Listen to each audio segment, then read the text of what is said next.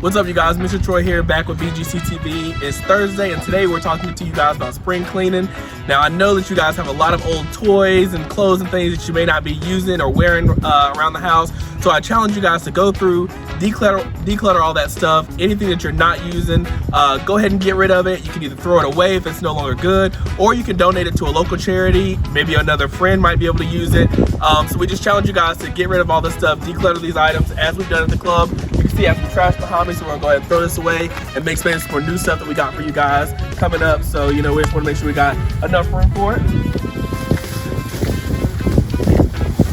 See? Stuff it for us, go ahead and toss it.